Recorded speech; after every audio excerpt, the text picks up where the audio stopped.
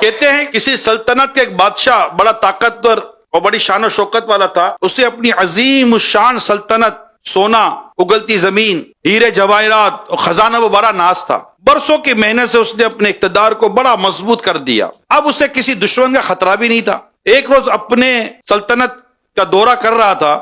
وزیر اور کچھ درباریوں کے علاوہ کچھ محافظ بھی اس کے ساتھ تھے. بادشاہ کو شہر کا چکر لگانا بڑا پیارا تھا. شان و شوکت کے مظاہرے کے ساتھ ساتھ کچھ فریادیوں کی داد رسی کا موقع بھی مل جاتا.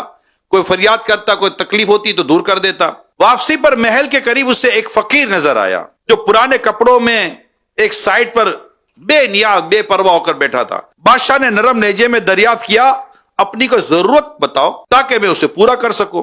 فقیر کی ہنسی نکل گئی. بادشاہ نے قدرے سختی سے پوچھا، اس میں ہنسنے کی والی کیا بات ہے؟ اپنی خواہش بتاؤ، میں تمہیں ابھی مالا مال کر دوں گا. فقیر نے کہا، بادشاہ سلامت، پیشکش تو آپ ایسے کر رہے ہیں جیسے میری ہر خواہش پوری کر سکتے ہو. اب بادشاہ کو اور وہ جذباتی ہونے لگا، کہنے لگا، بے شک میں تمہاری ہر بات پوری کر سکتا ہوں. فقیر نے اپنی جولی سے ایک بھیک مانگنے والا کشکول نکالا، نہیں وہ کالے جیسا ہوتا، اور کہا، اگر آپ کو اپنی دولت پر اتنا ہی ناز ہے تو اس پیالے کو بھر دیجئے. بادشاہ نے حیرت سے کشکول کو دیکھا. وہ کالے رنگ کا عام سا لکڑی کا خالی پیالہ تھا. اس نے اشارے سے ایک وزیر کو قریب بلایا اور بڑے ہی کر و فر کے ساتھ حکم دیا، اس پیالے کو سونے کے شریفے سے بھر دو. یہ فقیر بھی یاد کرے گا کہ کس سخی بادشاہ سے پالا پڑا تھا. وزیر نے حکم کی تعمیل میں کمر سے بندھی ہوئی اشرفی کی تھیلی کھولی اور پیالے میں خالی کر دی. کھن کھناتے سکے پیالے میں گرے اور فوراً غائب ہو گئے. وزیر نے حیرت سے پیالے میں جھانکا، پھر ایک اور تھیلی کھولی اور پیالے میں ڈال دی. اس بار بھی سکے غائب ہو گئے. بادشاہ کے اشارے پر وزیر نے سپاہیوں کو بھیجا کہ محل میں رکھی اشرفیوں کی کچھ تھیلیاں لے آئیں. وہ تھیلیاں بھی خالی ہو گئی، مگر پیالہ ویسا کے ویسا خالی رہا. یہ سب دیکھ کر بادشاہ نے خزانے سے سچے موتی کی بوریاں منگوائیں، وہ بھی خالی ہو گئی. اب کی بار بادشاہ کا چہرہ لال پڑ گیا.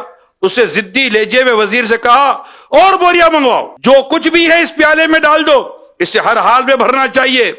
وزیر نے ایسا ہی کیا. دوپہر ہو گئی لیکن پیالہ خالی رہا، کیونکہ جو چیز پیالے میں ڈالی جاتی وہ فوراً ہی غائب ہو جاتی اور پیالہ ویسے کا ویسے خالی رہتا.